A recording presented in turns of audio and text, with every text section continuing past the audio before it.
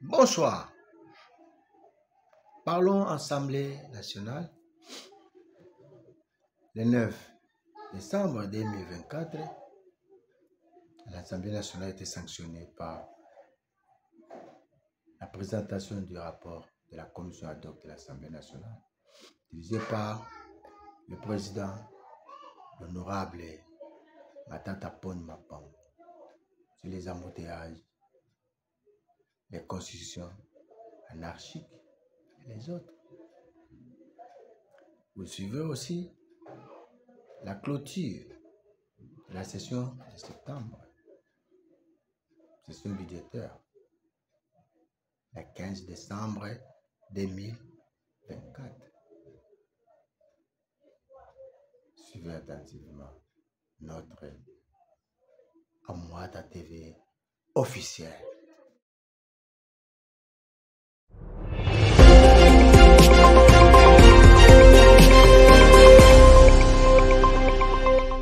À l'Assemblée nationale, le rapport de la commission ad hoc sur l'insalubrité, les constructions anarchiques et les embouteillages dans la ville de Kinshasa a été présenté devant la représentation nationale le lundi 9 décembre 2024 lors de la plénière présidée par le premier vice-président, le professeur Jean-Claude Chilumbay. Cette commission, qui avait été mise sur pied à la suite d'une motion d'information du député national Léonard Chéo Kitundu, a dans son rapport fait 3 principales propositions de recommandations en termes d'action ou mesures des politiques publiques. Il s'agit des actions à impact visible et immédiat, des actions à impact atténuant ou conjoncturel et des actions à impact structurel, a fait savoir le président de cette commission, le député national Matata Ponyo Mapam. De prime abord, je voudrais remercier la plénière pour avoir décidé d'instituer cette commission spéciale en charge de 3 questions fondamentales. La première, l'insalubrité. La deuxième, les constructions anarchiques. Et la troisième, les embouteillages. Kinshasa, la capitale, considérée aujourd'hui comme la ville la plus sale du monde, celle qui il y a quelques années, quelques décennies, était Kinshasa la belle, ne mérite pas de rester dans cet état. Nous avons utilisé une méthode scientifique pour déterminer les facteurs causaux, les facteurs aggravants et les facteurs entravants. Ce qui nous a permis de proposer des solutions à la fois à court terme, mais aussi des solutions à long terme. Mais nous ne manquerons pas de parler des solutions immédiates. Déclaré recevable par la majorité des députés nationaux présents à l'hémicycle, ce rapport a été par la suite soumis à un débat houleux qui a permis aux élus de se succéder au perchoir pour apporter leur contribution et donner leur avis quant à ce. Quels sont les problèmes que le code de la route pose par rapport à la réalité actuelle pour qu'on arrive à l'embouteillage? Sur le plan de la salubrité, il est important, au-delà de tout ce qu'a dit la Commission, de s'attaquer aux racines de cette question. Il s'agit de la problématique des emballages plastiques. La ville-province de Kinshasa est en grande partie sale à cause de ces emballages, alors qu'ils sont interdits par décret du Premier ministre numéro 07/018 du 30 décembre 2017. Et comme vous l'avez constaté, dans ces recommandations, il n'y a rien de tel. Comment on peut parler de l'assainissement? On ne nous donne pas la quantité de déchets qui sont produits par la ville au quotidien. On nous parle des routes, on ne nous donne pas les réseaux routiers de la ville de Kinshasa. Ça pose problème. En prenant comme mesure les désordres fonciers, il s'est fait qu'aucun plan d'aménagement n'est respecté. Tant qu'on n'aura pas restauré l'autorité de l'État, rien ne sera fait.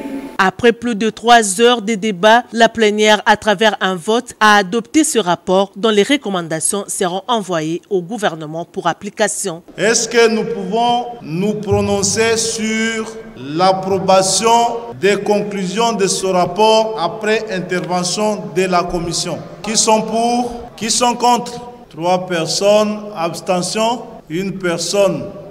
Merci.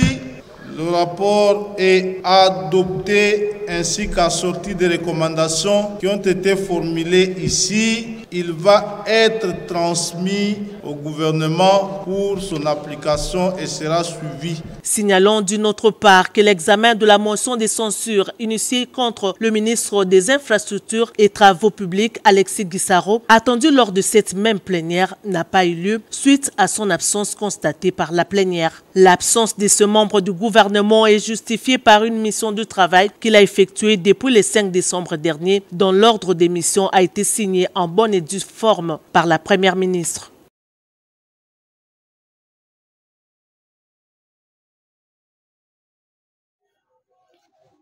Le 15 décembre 2024, la clôture de la session.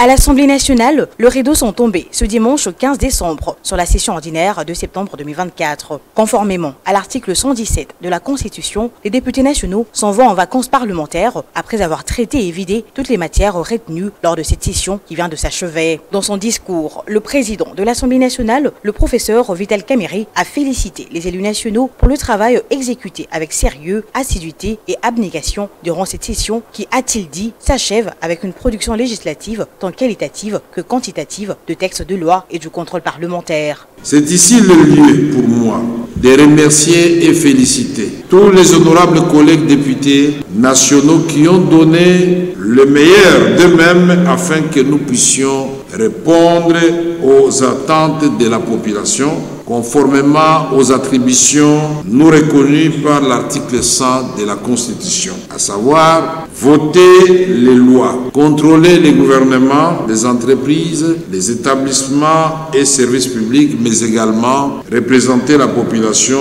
notre chère population, dont le bien-être est et restera cœur de notre action parlementaire. Le speaker de la Chambre basse du Parlement les a en outre invités à saisir la quintessence du contrôle parlementaire qui n'est nullement une chasse aux sorcières ou un moyen de déstabilisation du gouvernement. Le mot du professeur Vital Kamerhe se sent également apaisanti sur la situation globale de la vie nationale en reconnaissant les efforts consentis par le chef de l'État, Félix-Antoine Tshisekedi Tshilombo, dans l'amélioration des conditions de vie de population et pour la restauration de la paix dans l'ensemble du pays et particulièrement dans sa partie est en proie à l'insécurité suite à l'agression rwandaise. Nous encourageons le président de la République à poursuivre ses efforts de la recherche de la paix. C'est dans ce contexte que nous saluons le déplacement ce jour de son Excellence Monsieur le Président de la République à Luanda, répondant à l'invitation de son homologue, son Excellence Joao Lourenço, président de la République serbe d'Angola, médiateur dans les conflits à l'est de notre pays.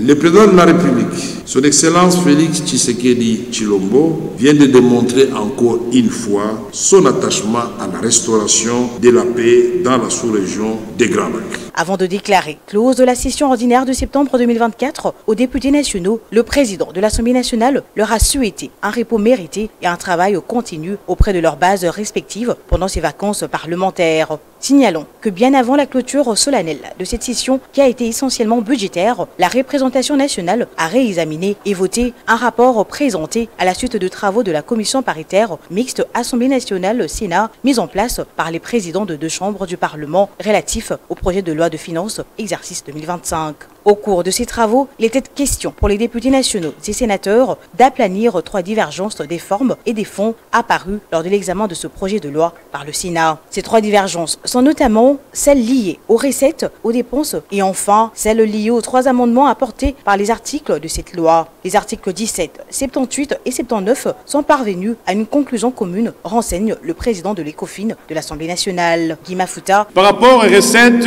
le Sénat a eu à dégager des recettes additionnelles qui en réalité font porter notre projet de budget de loi de finances de 51 000 milliards 133 828 082 francs congolais à 51 000 milliards 553 541 millions 670 francs congolais. Par rapport aux dépenses, également le Sénat a apporté certains amendements par rapport à la loi de finances 2025. Il s'agit notamment, honorable président, de l'enseignement, de l'éducation, de la défense et de la santé.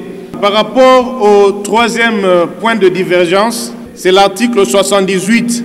Vous vous souviendrez que nous avions fixé le taux de quotité des dividendes au profit de l'État pour les entreprises minières à 50, mais eux ont pensé qu'il fallait réduire à 25. Cet amendement a été accepté à la seule condition que cette différence de 25% soit engagée pour leur plan de redressement. Ravi de cette issue heureuse qui apporte à la loi de finances 2025 un budget revu à la hausse pour la seconde fois, tout en parvenant à l'aplanissement de divergences, le speaker de la Chambre basse du Parlement, le professeur Vitel Kamere, a loué le travail de qualité abattu par la commission mixte paritaire et les résultats qui en découlent. Sans débat, les élus du peuple ont déclaré recevable ce rapport ainsi que ses conclusions. Par la même occasion, la loi de finances et son exposé de motifs tel qu'harmonisé par la commission mixte paritaire, Assemblée nationale, le Sénat, a été déclaré également recevable et adopté. Après avoir procédé au vote nominatif de ce texte de loi, il ressort que 411 députés nationaux ont voté pour, 0 contre et 0 abstention.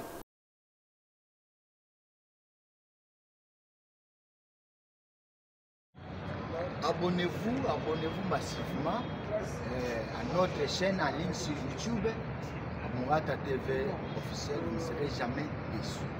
Vous serez mieux servi. Abonnez-vous. Il ne faut pas traîner les pas. Votre chaîne est à votre disposition. Merci.